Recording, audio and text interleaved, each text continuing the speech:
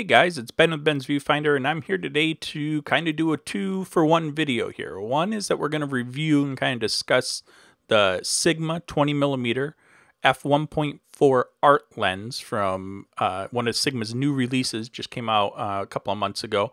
And then I'm going to and along the way, I'm going to compare it with the Nikon Nikkor 14-24 f2.8 lens, which is the wide angle that I've been using for years, and kind of tell you, how they compare to each other and which one you may want to consider buying. If you're curious about prices, the Sigma, which is on the right-hand side here, is $900, where the Nikon is $1,900. So there is a significant price increase if you want to go up to the Nikon. But I will say that there's reasons to go up to the Nikkor, and there's good reasons to buy the Sigma, and so we'll cover that. Now, I decided not to do a live in-person review of this because I really just wanted to be able to show you some examples on the screen and kind of talk about it. So I just did a few photos for you here, just kind of show you how the lenses are built, what they look like sitting next to each other. They're both heavy, they're both bulky. Yeah, so that's what they look like in full sitting next to each other.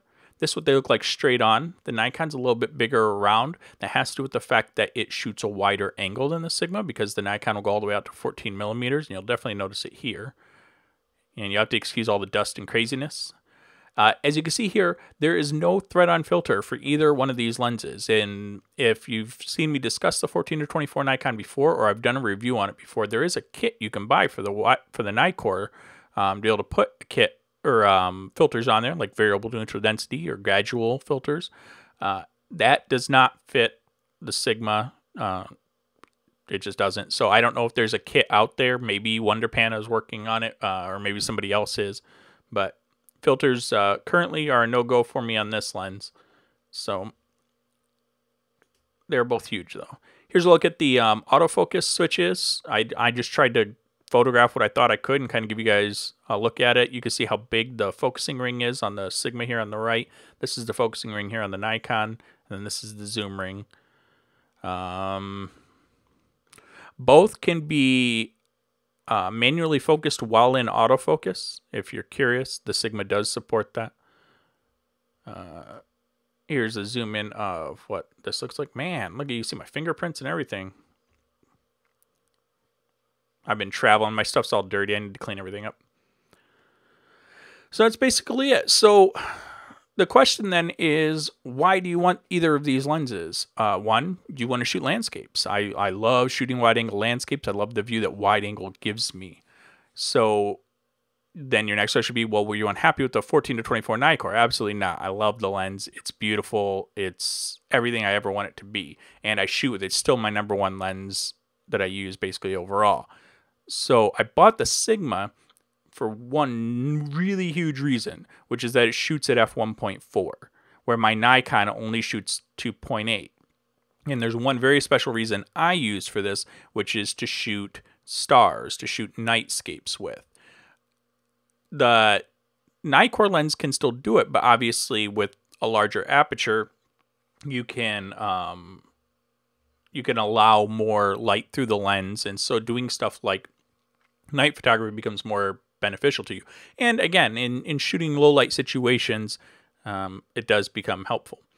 Now, let's discuss, and so let me show you an example, kind of the big crowning thing that I shot.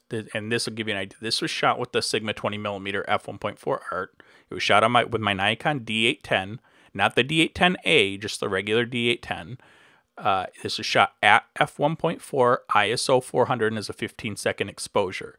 Now, this is 3 frames. This is not one single image. If you split it into 3 frames from left to right, I shot them vertical, and that was so I get the entire bow of the Milky Way in. And this was shot here on Kauai, where I live. And so this was why I bought this lens, is specifically for this case. And it does, as you can see, it does a very nice job. And this is not the best time of year to be photographing stars in the Northern Hemisphere, so looks pretty good to me considering. We'll do some more once we get to the winter. The thing I will tell you is that there is barrel distortion. You're going to get it in almost any wide-angle lens out there. And as you zoom in on this, you can see along the tops here, these are not star trails you see. These little longer kind of looking light pieces are from the barrel distortion of the glass, the bulb on the front of the lens. Let me see. Around here where I'm circling. That'll give you that kind of bend. And so even though if you look more in the middle of the frame, you can see these are pinprick lights. So, all right. Now let's discuss kind of what the lens correction of the Sigma is. And so this is a shot I did over on a Wahoo. And this is not edited really. I did spot removal because my lens was really dirty. But so basically you have, this is what the image looks like when it comes off the camera. And this is what it looks like with the lens profile correction added in Photoshop. So as you can see, there is a little bit of vignetting around the outside. And obviously a little bit of barrel distortion correction. But nothing big, not a huge deal. And then when we talk about, I'm realizing that I'm missing some stuff. I apologize, guys. I'm not fully prepared. So what I did next, though, or what I did in a different day, was I went in my yard and I took some photographs and I shot with the D810 here with the Sigma, and I shot the exact same picture, and I shot it once with the Sigma at f11 ISO 200 1/125th of a second, and then shot the exact same shot with my 14-24 Nikon at 20 millimeters. I zoomed it specifically to 20 millimeters and shot the exact same settings. And so this is the difference. And you're going to notice something, which is that the lenses are obviously not built the same. This is 20 millimeters. I set it up on a tripod, so nothing moved. The plant didn't move. It wasn't windy. The tripod didn't move. Nothing had moved. It's just it's 20 millimeters from Nikon. It's not the same thing as 20 millimeters from Sigma, apparently. And so when you look at it, though, you can see that generally they look great. They don't look that much different as far as quality is exact. There's no different editing done to either photo or anything like that. So overall, you can tell the Nikon is maybe a little, like just a tinge darker than the Sigma is. I'd say just a tinge maybe. And then if you go in and look, this is kind of like the most in focus point of the photo is kind of in here. And if you look at the difference between them, you can really tell that as far as sharpness is considered, it's not drastically different. I'd maybe give a slight edge to the Sigma if I was really kind of getting in, being really kind of picky. I'd say that maybe the Sigma is just a tiny bit sharper.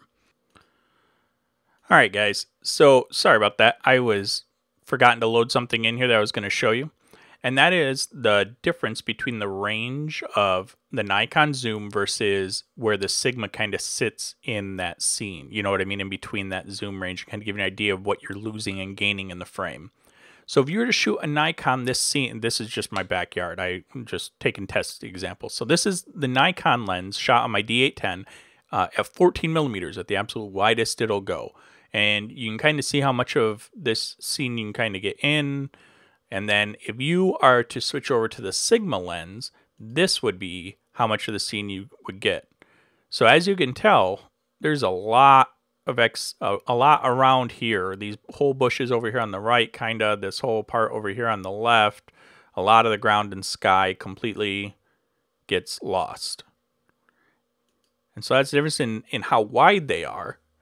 And then the Nikon will continue to zoom past 20 millimeters to 24 millimeters. And if you're curious what that looks like in the scene, that would be going into there. And that's 24 millimeters. And that's the Sigma's 20 millimeters. So while you're stuck here with the Sigma, you have all this range with the Nikon between here and all the way into here in zoomability. And like I showed you just a few minutes ago over here, the sharpness between the two lenses is not very different. But again, that's what you're paying $1,000 extra for when you buy, if you were to buy the Nikon lens over the Sigma lens, is that you're getting, that range of zoom, still being able to operate at f2.8, and you're still getting really, really good clarity on the Nikon lens. But the Nikon can't shoot 1.4, which is why you may want it for something like this. So your ending question is going to be, do you want to buy the Sigma wide angle lens? I guess the answer is, do you have a lot of extra budget for kit? And if you do, and you want a lens that's special for something, then the Sigma is really great for the niche things that you could use it for. And I literally specifically bought it just to shoot this type of stuff. And it is the widest, fastest lens on the market that I know of. There is a Zeiss lens coming that's a 24 millimeter that's going to be at 1.4, but I'm pretty sure that other than fisheye lenses maybe, and I don't even know if there's any 1.4 fisheye lenses, or Micro Four Thirds I think has some really crazy like 0.95 f-stop lenses and stuff. But for a regular full frame camera, this is basically the widest, fastest lens that you can get on the market. And I love it. And for the build quality, Sigma's art series, they really are getting great. I have never had any problems with Sigma lenses in general. I just tend to shoot Nikon lenses.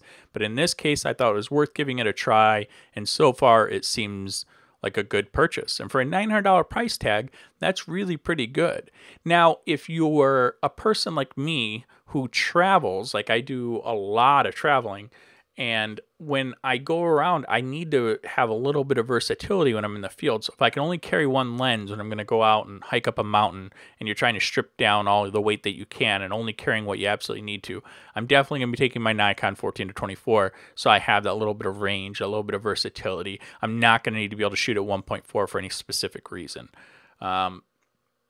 But if I know I'm going to go out, if I know I'm going to be shooting stars, if I know I'm going to be doing that, then I'm definitely going to throw the Sigma in there and take it with me. If I'm going to be shooting people at night or something, like let's say you're in shooting a wedding party or something at a reception and you want a wide angle lens to take some kind of fun group shots at the reception, and you could use some lower light situations, then the Sigma will be great.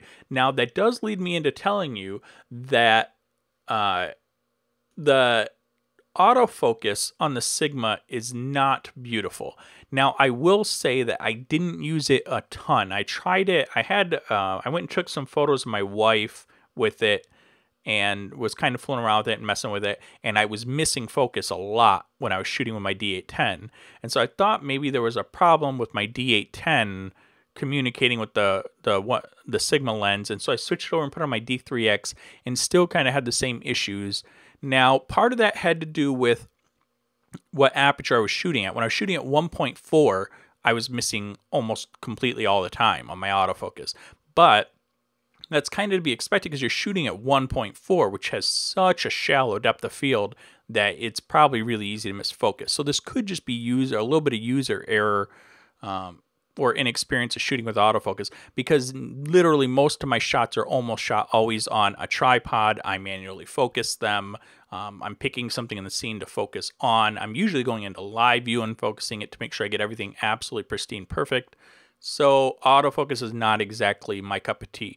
So I'd be curious if you have used this lens, or if you have a Sigma 20mm f1.4 art and you've used a lot of the autofocus, leave me a comment. Let some people know if you have more experience with it, if it's worked for you well.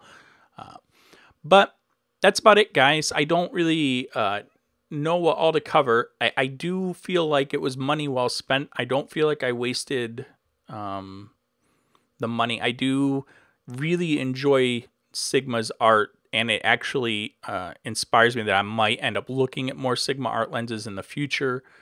I just really wanted it to shoot star photography with, and if you're really into that, then you can't find a much better lens on the market.